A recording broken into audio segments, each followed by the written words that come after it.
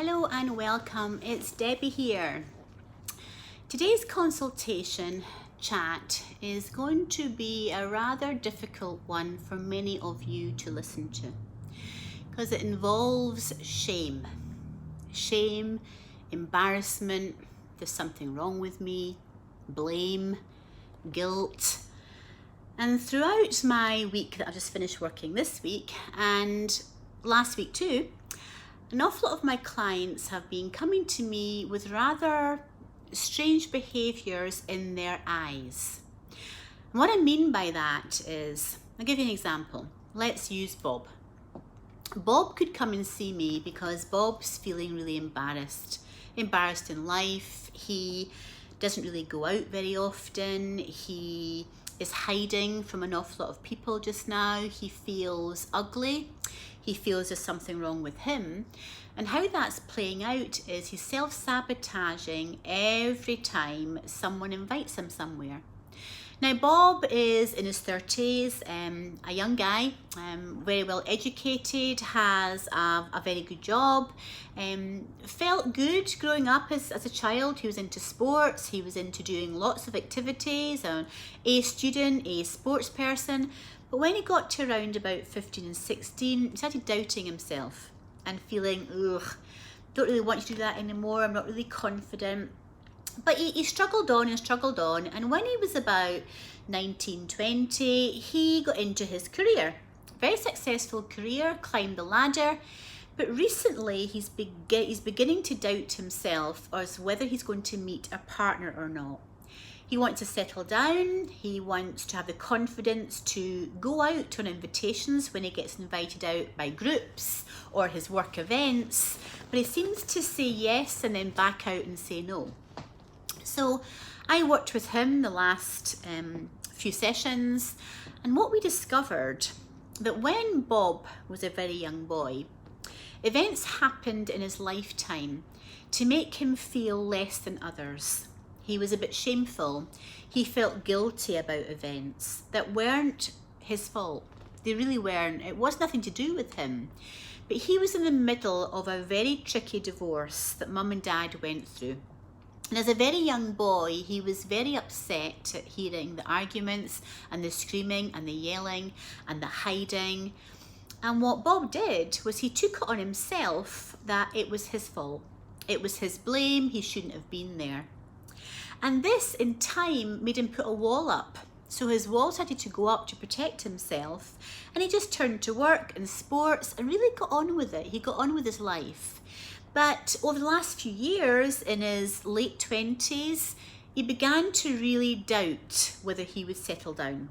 He hadn't had many relationships. He'd sort of spent his time working a lot. But during the time that we worked together, we discovered that that shame was playing out because he was so scared of repeating the same pattern and cycle of a failed relationship.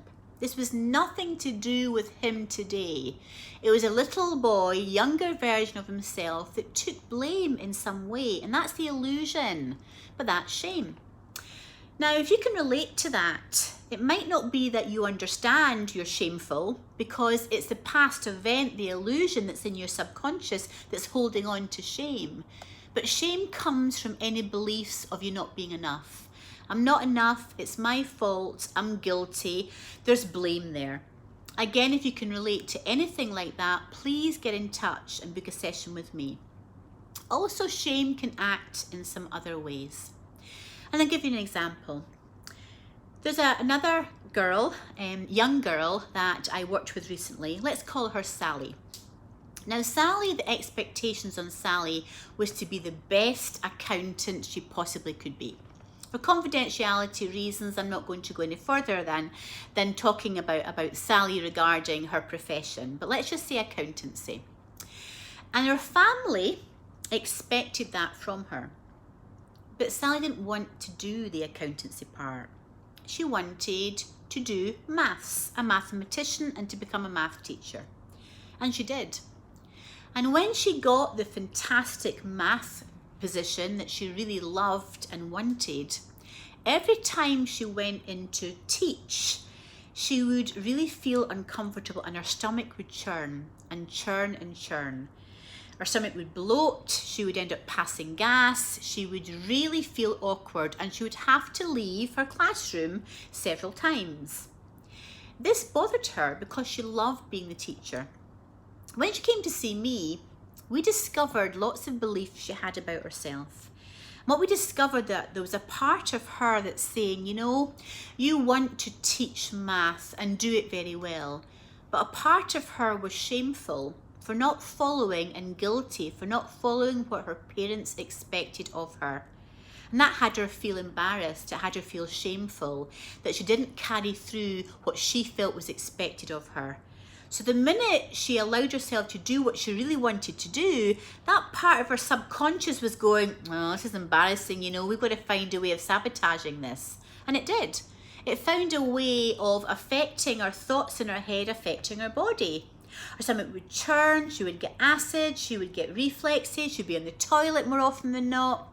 Again, we discovered that that shameful little girl way back there at 8, 9 or 10 that wanted to do something that she wanted to do was actually allowed to do it. Oh my goodness. In the space of no time at all, we reprogrammed that little girl to say be what and who you want to be. If you can relate to that, the power of the mind is amazing. But where there's shame, you find blame. Where there's blame, you find guilt.